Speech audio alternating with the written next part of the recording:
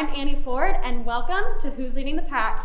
Right now, I'm outside the WKNC studio to talk to Laura Mooney, the general manager. Come on in. Hey, Annie, thanks for stopping by. Come on in. Hi. So this is our front lounge where we keep all of our awards and people hang out and get merch and things. My office is right behind us, but we can just go process down and I'll show you all the other rooms. Awesome, lead the way. Thank you. So immediate right, this is my advisor's office, Jeannie Lynn Gilbert, full-time staff member and general goddess of the station. Hello. Behind us is the production studio where we do audio editing. The really loud sound is HD2. We've got DJs in there currently taking a board test. That's our second broadcasting channel. Our first broadcasting channel is over here on HD1. This is the music library, which I can let you into really quick. This has media mail that we've collected over the decades. Lots of little musical gold in here. Also very dusty, so if you have asthma, don't go in there. And then we keep going. Over here is the engineer's room. Very expensive, so I don't let people in. And then we've got the music director's lounge where Maddie, Jeanette, and Min Pham are hanging out right now. Daytime music director and media director. And then the lounge. Well, thank you so much for having us, Laura. Absolutely. Now, it seems only fitting to start off with a music question. So, if you're going to have a song play when you walked into a room, what song would it be? So instantly there's like 7 running through my mind, but I've been listening to Tears for Fears a lot, particularly their album Songs from the Big Chair, and I think not only would this be my walk-in song, but when it's safe to do so, this will also be my karaoke song, probably Head Over Heels / Broken. Phenomenal track. Nice, It's I so love much it. fun. Mine would be Rasputin by Boney M. I'm not going into detail, but that's it. That's a good one. Just keep it going.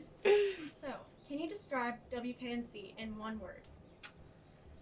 No, but in one word, I would try to say eclectic. We do a lot of different things, and there's a lot of different avenues for students to get involved. So I'm trying to think of an overarching word to describe the creative endeavors that we have. I like it. So now, allowing you to give a little more detail, what exactly is WKNC and why is it unique? So WKNC is NC State's student-run radio station. We've been on the air. Technically, the radio station started in the 20s, but we've been on air pretty consistently since 1944. It actually started in Watauga Hall, which is, I want to say, that way on campus. We're in Witherspoon currently. It was also in Tally for quite some time, so our history is long and rich and NC State-oriented. But we are student-run, student-operated, which means that not only do we have students on air, but all of the programming and decision choices are done by students. We pay students to be involved. I am a student myself as general manager. Currently have a staff of about 25 other students, and we do everything from on-air broadcasting of music, journalism, and sports coverage to off-air social media content. We have a YouTube page, a blog, we do podcasts. So, you're general manager. Mm-hmm. So what does your day-to-day look like, and how did you come to this position? As general manager, I do a little bit of everything. Of course, I oversee our, day-to-day operations. I remember being so fascinated with the concept of college radio because I truly wasn't involved in radio prior to university. That on my DJ application, I confidently wrote that I would like to be general manager one day. And I hadn't even been accepted into the training class yet, so I can't imagine what the general manager back then must have thought. But I was trained as a DJ. My first position was as our assistant daytime music director / assistant local music director. And then once again, perhaps too confidently, after working assistant positions, immediately applied for general manager just because I loved WKNC and had learned a lot by being around the station, and my peers thought I was competent enough to do so, and this is my second year as general manager, so I guess the rest is history. Heck yeah, you really spoke that into existence. I mean, seriously, I called it out and I manifested it. Yes, man, we love manifestations. So this is a radio station. Mm-hmm. So what is the process of choosing music? What does that look like? Arguably, it varies between music directors. As of now, we have 5 primary music directors. It's Ramir Seth, who's our local music director, Michaela Mack, who's our underground music director, Maddie Jeanette, daytime music director and future general manager beginning this May. Liz Maynard, after hours music director, and Erica Bass, chainsaw music director. We also have assistant music directors, and just for fairness, I'll shout them out. That's Nate Browning, assistant underground, Gab Scaff, assistant after hours, Chip Ralph, assistant daytime, And then Chainsaw and Local do not have assistants. Each music director is tasked with deciding what gets uploaded, whether that's music that's been sent to them via a promoter or things that they seek out of their own accord. It's taste-based, depending on the music director in the role at that given time. And they just select the music. We upload it as a WAV file, and they make sure that it's expletive-free as determined by FCC legislation. So sometimes we have to edit tracks to remove expletives, but other times they just get sent to us and they're FCC clean. But really taste-based, whatever they like is what gets uploaded. Nice. So that's quite a crew you've got behind you. It's definitely nothing that happens. Like, I do a lot, but I couldn't achieve any of this without our team, and that's why we have so many students. I should also mention for information, the music director titles, it's After Hours is our electronic genre, Chainsaw is heavy metal, Daytime is indie alternative rock, Underground is hip hop and R&B, and then we play local music of all kinds, any genre from North Carolina. Awesome. So about that crew, how can students get involved, and what kind of ways are available for them to get involved? Infinite ways. If we don't offer something that you want to do, come to us and we'll make it happen. Pretty much we're looking for students to get involved in any way. So you can go to our website, WKNC.org. There's a lot of information about our various departments, including contact info for each of the staff members that oversee those departments. But we also have a general interest form where students can just give us their name and basic information, like what's your major, what year are you, what's your student email. And then there's literally check boxes of what you think you'd like to do. Once you give us that information, we'll send students. It does start off with a template response just because we want students to get the same information no matter who they are. But it's just, let's say you select videography. I'll tell you who to contact for that, what that kind of involves. And then we also have, documents on just like our general expectations for that kind of thing, what we've done in the past, what we're looking for in the future, and we send students whatever information they desire, and if they have questions, we'll just talk through it one-on-one, not a template response. It depends based on department on how students get involved, but anyone is welcome to contact us and find out that information. Cool. So what about DJ programs? How do students become a DJ specifically? That one's a little bit more specific just because, as I mentioned, the Federal Communications Commission does place regulations on what can be broadcasted on air. So to become a DJ, we do have an application process. We teach the DJ class every fall, spring, and summer semester, only one in the summer and per every semester. Students apply using, it's a quirky little application. I know some students take it really seriously and they're like, this is my prior experience and this is why I would be excellent.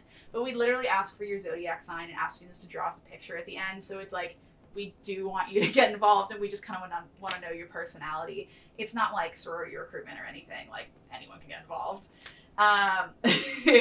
But you fill out the application. Because I'm a student and I teach the class, and because we're trying to really drive home this important information. On average, we take about 20 to 25 students. That number has been less recently because of the pandemic. We're also over Zoom currently, but previously we taught the class in person. If accepted, it's a 1 hour a week, 6-week training course where we teach you all of the ins and outs of WKNC. At the end, there's a written exam just to make sure you know these legislative policies, because if you don't follow them, we can get shut down. And then there's a board exam to make sure that you know how to use the equipment and can operate things properly. Most students pass those exams, but if they don't, they can take them again because, like, you just completed 6 weeks of training. We're not going to turn you away. Just take the test again. But that's pretty much it. Nice. So have you ever cursed on air? What happens if you curse on air? So on paper, I shouldn't even say on paper, literally, if you curse on air and the FCC finds out about it, it's upwards of a $325,000 fine per incident. So if you drop an F-bomb 3 times, that's almost $1 million, which you can imagine we do not have.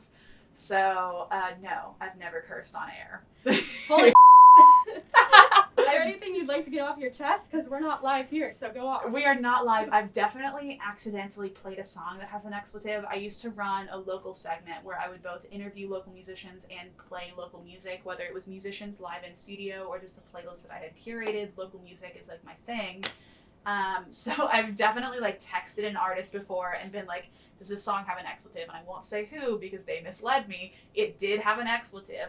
Luckily, however, we have dump buttons. There's a delay What plays in studio, you hear 1-to-1, but there's an 8-second delay before it goes on air. So when things like that happen, you just hit the big red button and it doesn't happen. So I've made the mistake before, but we have positions in place to fix that. Oh, nice. So there's a no-no button? There's a no-no button. It's literally a big red square. It says dump. I love that. You just dump the expletive. That's funny. So are there any misconceptions about WKNC that you can clear up for us? Immediate misconception is that we don't exist. I mean, of course, college radio, I don't necessarily like to think that it's on the decline because there are so many college radio stations across the country. I mean, every state in the country has at least one, so that's like 50 right there. And of course, there's multiple universities in every state, so there's hundreds of us out there. I think at NC State specifically, because the university is so big, there's so many different avenues for students to get involved, and I think student media tends to get lost in the sound, I guess, radio. But yeah, I would love for students to know more stuff about us, just because I think we are really cool. I mean, like, when people think of NC State, they think like sports and sciences, and student media and humanities are less prominent in our cultural representation. So I would love for student media to get some light shone on it. So shine some light on it. What are some upcoming projects that you have that we can talk about? So we're doing a lot of things. Of course, historically, WKNC has been involved in community engagement through like concerts or businesses that are music oriented. We work with like record labels in the area and also record stores. But that's not really a thing right now, so we're trying to accommodate in other ways. We have started our lounge series back up tentatively. Les the Genius recently came by. He is a solo hip-hop act from Raleigh, and he did a little performance in this room that's going to be released on YouTube. So small things like that we can do where it's one person and a camera person, and it's like really low-key.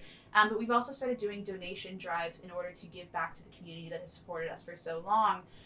Back in January and through the month of December, we hosted a clothing drive on behalf of Healing Transitions, a nonprofit rehabilitative center off of Good Street. They have both a men's and a women's campus. And then another benefactor of that donation drive was the Women's Center of Wake County, which serves at-risk women and youth in interpersonal violence situations. So we were collecting clothing for them because a lot of their clientele, don't have the resources that NC State provides, food, water, clothing, shelter. So we were just trying to, ask our audience to support those who are struggling, particularly during the pandemic. That was a success, and we were really proud of what we were able to achieve. So we're now running another donation drive on behalf of Prison Books Collective. It's a Carborough-based nonprofit. We're just trying to, validate their existence and give back. And also, another misconception about WKNC, or I guess unknown thing about us, is we have a pretty big prison following. Prisoners listen to KNC, particularly our Chainsaw Rock segment. In fact, one of our long-standing shows on Friday nights is called Penitentiary Rock, in which our DJ Uncle Paul, he's been with us for well over a decade, literally receives fan mail and letters from prisoners, either requesting songs or just thanking him for his service. Because, he reads their letters live on air, plays the music that they request, and so inmates across the state tune into KNC on Friday nights to listen to his show.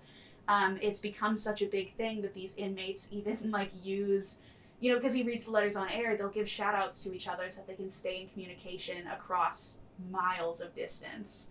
And so, considering this population, listens to us, we wanted to give back to them. That's so cool. Yeah, it's really wonderful. I mean, they're really wonderful. We're just trying to do something. Yeah, I love that. And you have a pretty big thing coming up downstairs with the Wolves Den, right? Oh, yes, of course. So the Den, of course, it's the social distance hangout that NC State has started, the sand pit on Harris Field.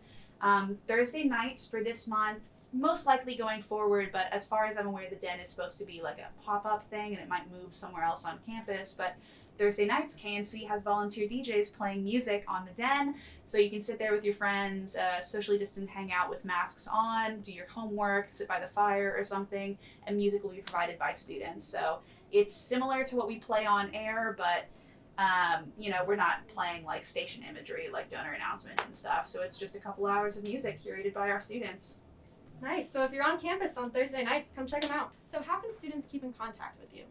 So there's a bunch of different ways. Of course, I mentioned our website, WKNC.org, but my email is GM, which stands for General Manager, at WKNC.org. And then all of our social media, Instagram, Twitter, Facebook, SoundCloud, Spotify, TikTok, it's at WKNC 88.1 because our on-air frequency is 88.1.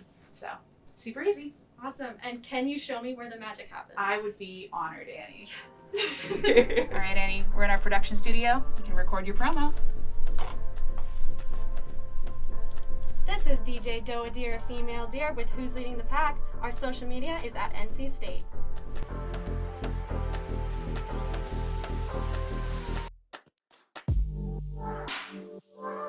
Thank you so much for watching. Once again, I'm Annie Ford, and this has been Who's Leading the Pack.